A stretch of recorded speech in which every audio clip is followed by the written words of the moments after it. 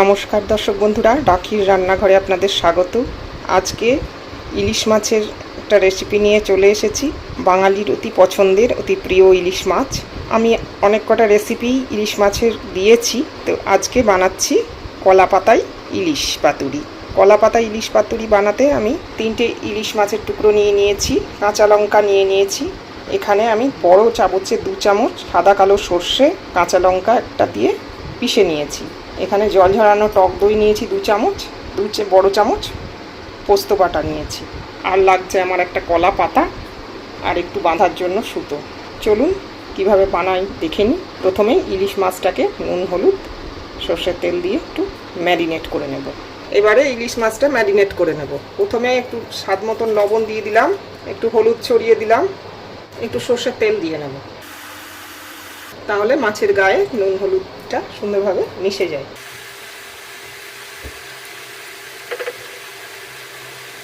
মাছটা ম্যারিনেট হয়ে গেল। এবারে আমি মশলাগুলো তৈরি করে নেব। এবারে একটি বোলের মধ্যে বড় করে 2 চামচ সর্ষে দেব, বড় 1 চামচ পোস্ত, টক দইটা জল ঝরানো পুরোটাই দিয়ে দেব, অল্পই আছে। এবারে সামান্য লবণ দেব, কারণ আমি ম্যারিনেটে লবণ দিয়েছিলাম মাছে। সর্ষেতেও সামান্য একটু লবণ ছিল, সেই বুঝে লবণ। 1 চামচ হলুদ গুঁড়ো, সামান্য একটু লঙ্কার গুঁড়ো, অপশনাল, চাইলে দেবেন না চাইলে দেবেন না। আর কয়েক দানা চিনি, টেস্ট ব্যালেন্স করার জন্য, কারণ সর্ষেটা খুব ঝাঁঝ থাকে তো, একটু ব্যালেন্স হয়ে যায়। এবারে একটু সর্ষের তেল দেব, ভালো করে মিশিয়ে নেব।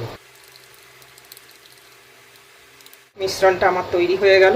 এবারে কলা পাতাগুলো একটু সেঁকে নেব। হালকা করে কড়াইতে কলা পাতাগুলোকে তাওয়ার উপর ফেলে একটু সেঁকে নেব, যাতে কলা পাতাটা সুন্দরভাবে মুড়ে যায়। হয়ে গেছে একটা, আবার একটা দেব। 2 পিঠটাই হালকা করে একটু সেঁকে নেব। একটা কলা পাতা নিয়ে নিয়েছি। এবারে দেখুন, এই কলা পাতার মধ্যে একটা করে ইলিশ মাছ রাখবো। না, আগে একটুখানি মিশ্রণটা দেব। এই যে দিয়ে নিলাম। এবারে মাছটা বসিয়ে দিলাম। এবারে উপর থেকেও ঢেকে দেব, সুন্দর করে মাছটাকে ঢেকে দেব। হয়ে গেল।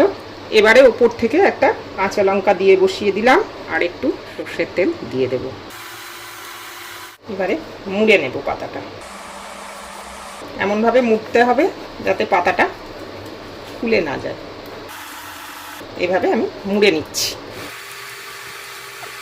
এইভাবে আমি বেঁধে নিচ্ছি। করে নিয়েছি, আবারও একটা করছি, একই পদ্ধতিতে বানিয়ে নেব। এবারে প্যানে একটু সর্ষের তেল দিয়ে নেব।